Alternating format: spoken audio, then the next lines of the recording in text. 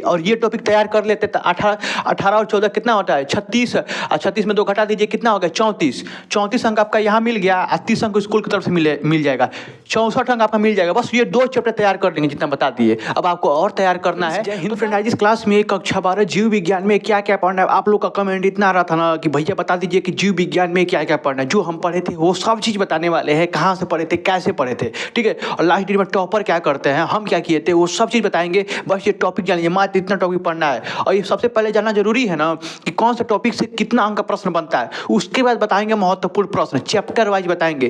Tension नहीं लेना है, जितना बता देंगे ना, अगर उससे बाहर से प्रश्न आ गया ना तो जो आप बोलेंगे प्रश्न नंबर देंगे और जो आपको बोलना है वहाँ से बोल दीजिएगा, ठीक है। देखिए हिंदी का पेपर पूरा फंसा दिए थे और बायोलॉजी के पेपर 100% फंसा देंगे, क्योंकि हम मेरे पास 10 साल का पेपर है और वहाँ से हम प्रश्न देखेंगे कौन सा प्रश्न कितना बार रिपीट करता है, ठीक है।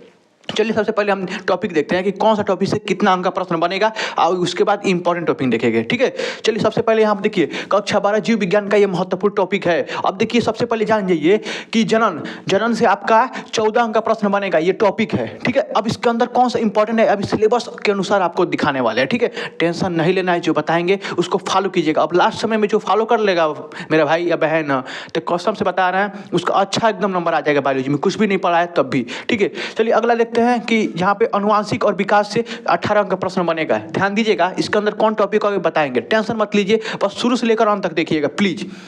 जीव और विज्ञान, और जैसे जीव विज्ञान मानव कल्याण, इससे 14 अंक का प्रश्न बनेगा।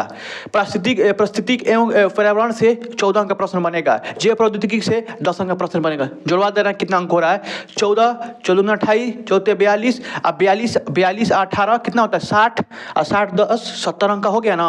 अब सबसे पहले टॉपिक वाइज देखते हैं इंपॉर्टेंट प्रश्न, और उसको तैयार करके हर हाल में जाना ही जाना है, कैसे भी तैयार कर लीजिएगा, ठीक है। चलिए सबसे पहले है कि जनन में टॉपिक है पुष्प पौधों में लैंगिक जनन।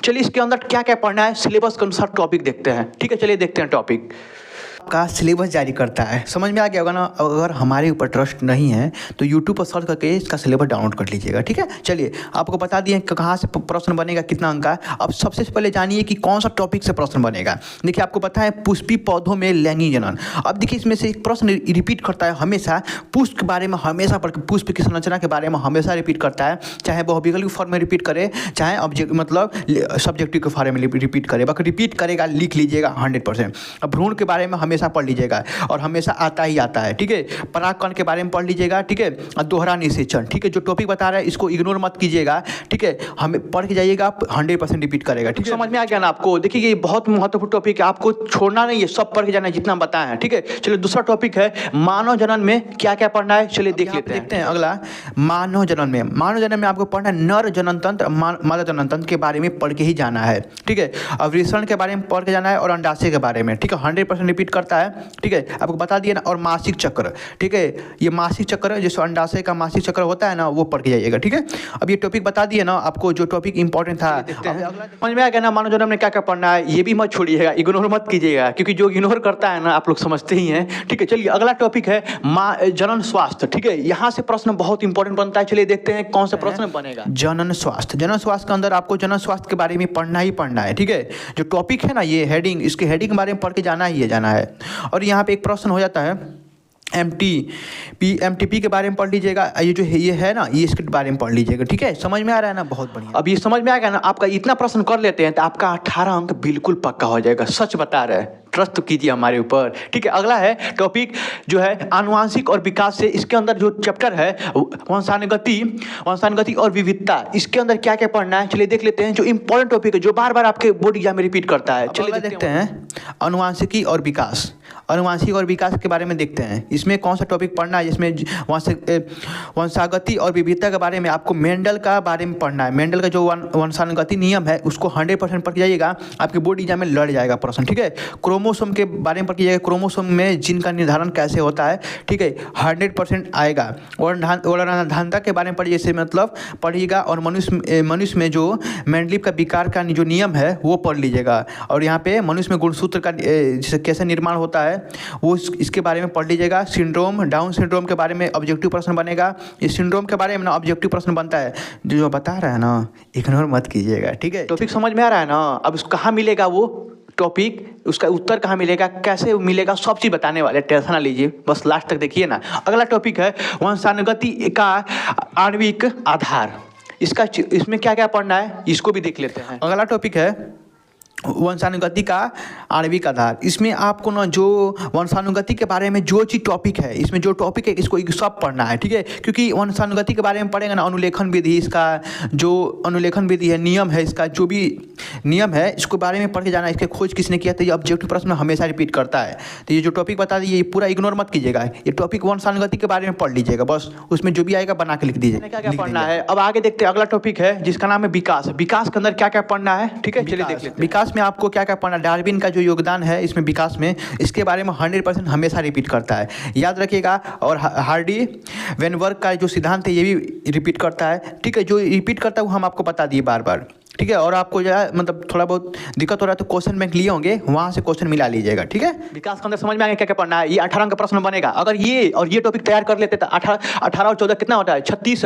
36 में 2 घटा दीजिए, कितना हो गया, 34। 34 अंक आपका यहाँ मिल गया, 30 अंक स्कूल की तरफ से मिल जाएगा, 64 अंक आपका मिल जाएगा। बस ये 2 चैप्टर तैयार कर देंगे जितना बता दिए। अब आपको और तैयार करना है तो तैयार करिए, ठीक है। अगला है यहाँ पे जीव विज्ञान मानव कल्याण। इसमें 14 का प्रश्न बनेगा। अब ये पहला चैप्टर है जिसका नाम है मानव स्वास्थ्य और रोग। इसके अंदर क्या क्या पढ़ना है चलिए देख लेते हैं। और ये बहुत महत्वपूर्ण टॉपिक है, ये पढ़ के ही जाना है आपको, ठीक है। चलिए इसमें एक टॉपिक है मानव स्वास्थ्य का रोग।